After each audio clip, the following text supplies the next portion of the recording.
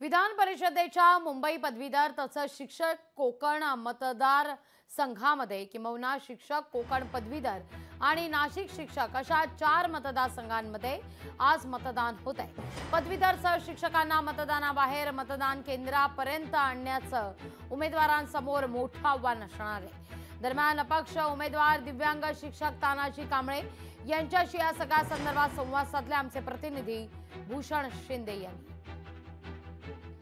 जे मुंबई मतदारसंघाचे शिक्षक मतदारसंघाचे उमेदवार आहेत सर, काय सांगाल? आज निवडणूक पार पडत आहे, मतदान प्रक्रिया सुरू झालेली आहे, काय सांगाल एक उमेदवार म्हणून?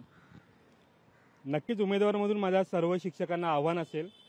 आजपर्यंत शिक्षक आणि शिक्षकेतर कर्मचाऱ्यांच्या न्याय हक्कासाठी अगदी ग्राउंड लेवलला जाऊन अगदी संचालकांपासून ते मंत्रालयापर्यंत प्रत्येक प्रश्न लावून धरलेला आहे आणि नक्कीच माझ्या शिक्षक मतदार यावेळेला कोणत्याही पॉलिटिकल पार्टी किंवा कोणत्याही आमिषाला बळी न पडता खऱ्या अर्थाने जो सामान्य शिक्षकांसाठी लढणारा आहे आणि शिक्षकांमधलाच एक सामान्य शिक्षक उमेदवार म्हणून उभा आहे, म्हणजे मी तानाजी राजाबाई केशव कांबळे यांनाच बहुमताने विजयी करेल अशी मी अपेक्षा व्यक्त करतो।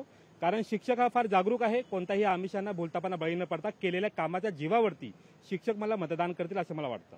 या मतदानामध्ये एक वेगळी गोष्ट आहे, ज्यामध्ये मतदारांना खेचून आणावं लागतं। इथं मतदान करण्यासाठी अनेक राजकीय जे उमेदवार आहेत त्यांना देखील ही मोठी अडचण आहे। तुम्ही अपक्ष उमेदवार पाहून या अडचणीकडे कसं पाहता? मग शिक्षकांना खेचून आणण्याची खऱ्या अर्थाने गरज नाहीये, कारण डिपार्टमेंट लेवलला आपण सुट्टी बाबतीमध्ये परिपत्रक काढून घेतलेलं आहे। राजकीय धुरंधर उमेदवार असताना सुद्धा तुम्ही अपक्ष उमेदवारी अर्ज भरलेला आहे, नेमकं काय म्हणत आहे?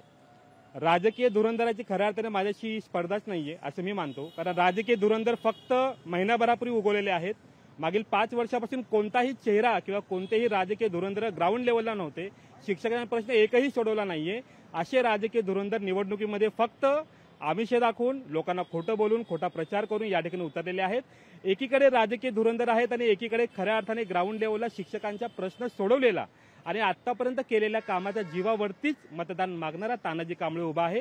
तेव्हा नक्कीच माझा शिक्षक मतदार सुयोग्य मतदाराची म्हणजे तानाजी कांबळेची निवड करेल अशी मला अपेक्षा आहे आणि असं मी आवाहन करतो शिक्षकांना। लोकशाही मराठी ऐका, पहा, जागरूक रहा।